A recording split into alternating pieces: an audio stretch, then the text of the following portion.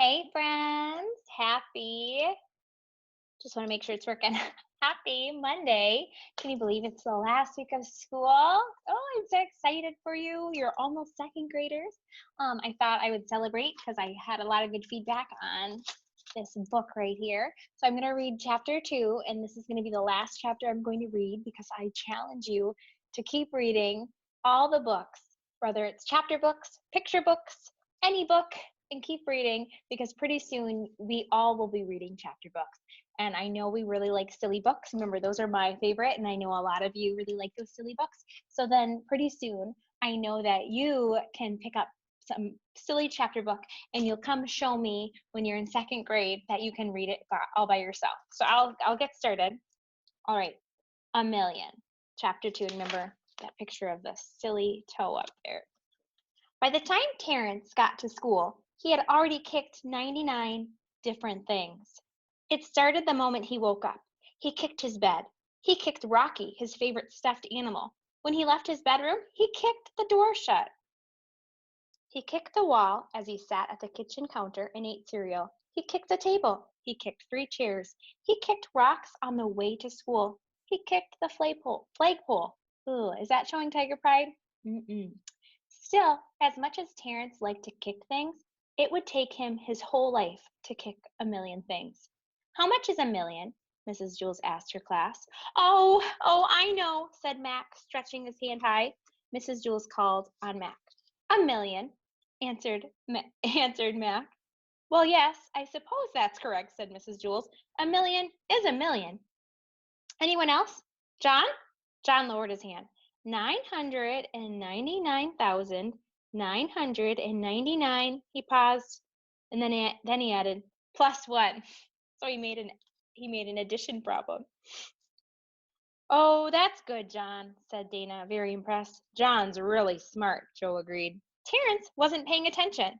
His big toe hurt from all that kicking. His toenail was too long. Sherry, who had been sleeping at her desk, suddenly awoke and said, 10 times 10 times 10 times 10 times 10 times 10. She rested her head on her red and blue overcoat and went back to sleep. Is that right, Mrs. Jules? Asked Jason. Said Mrs. Jules as she tried to multiply all Sherry's tens. Well, if Sherry said it, it must be right. Arithmetic makes my brain numb, said Damien. I'm thinking of Damon. Um, and remember, we learned arithmetic is it English? No, it is math. So Damien said, arithmetic makes my brain numb, said Damien. That's why they're called numbers, said DJ. That's a joke. That's so funny. Terrence's big toe throbbed in pain. He couldn't think about anything else. There's really one way to understand just how big 1 million is, said Mrs. Jules, and it's not by using arithmetic. We need to collect a million somethings. Dollars? Exclaimed Joy. Everyone cheered. They liked that idea. Then we could have the biggest party ever, said Dee Dee. Do you think $1 million is a lot of money? Mm-hmm. We're not collecting $1 million, said Mrs. Jules. Any other ideas? Pumpkins? Suggested Dana.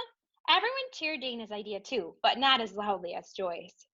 I don't think a million pumpkins would fit in the school, said Mrs. Jules. We need something small and not too expensive. Stephen suggested little bits of paper.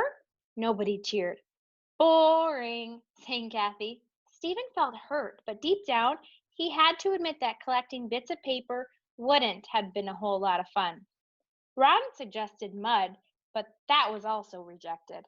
It's a good idea, Ron, said Mrs. Jules, but you can't count mud. Why not? He asked.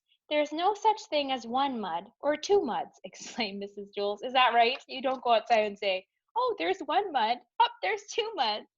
That'd be way too hard to count. That's so funny. Why not? Ron asked again. I don't know, Mrs. Jules had to admit. Terrence couldn't take it any longer. He took off his shoe and then his sock. Ooh. One desk over, Rondi stared at him horrified. Terrence's toenail was bent out of shape and it had turned black and blue. He opened his desk and took out his pair of safety scissors. Then, crossing one leg over the other, he started snipping. "You can't cut your toenail in class," said Rondi. "It's against the rules." "Who says?" said Terence. It was one tough toenail, and the scissors weren't all that sharp. "Mrs. Jules," called Rondi, "Terence is cutting his toenail right in class." Some kids laughed. Some said gross. What would you say if someone did that in our class? But in primary school, you cannot cut your toenails in class or your fingernails because it's not safe. But I think I would say gross. And it's not safe, so please don't do that. Terence pushed hard on the scissors. At last, a piece of his toenail fell free. His toe instantly felt better. Has that ever happened to you where it's too long and it hurts? Hopefully you're not kicking things, though. "Terence, come up here now," demanded Mrs. Jules, "and bring your toenail with you." Terence picked up the clipping off the floor. One shoe off, one shoe on. He hobbled to the front of the room, so he kind of was like this, dragging his feet as he walks up there. "Give me that," Mrs. Jules demanded. Terence dropped the nail clipping into his teacher's outstretched hand. Ugh, I don't know if I'd want that in my hand. "You're a genius, Terence," said Mrs. Jules. She held his nail clipping high up in the air. "That's one," she announced. 999,999 to go. What do you think they're doing? What are they going to collect? They're going to collect toenail clippings. That is so silly. I don't think I would ever want to collect anyone's toenail clippings or even my own and count them. But Mrs. Jules is super silly. I hope you like that. Again, this is Louis Sachar, Wayside School, Beneath the Cloud of Doom, is a brand new book. You can check out any of his older books that we have read in class. They are my favorite. I'm sure they'll be your favorite.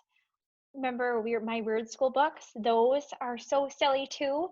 Reminder, reading is fun. If it's not fun for you, you just haven't found the right book yet, right? So keep reading this summer.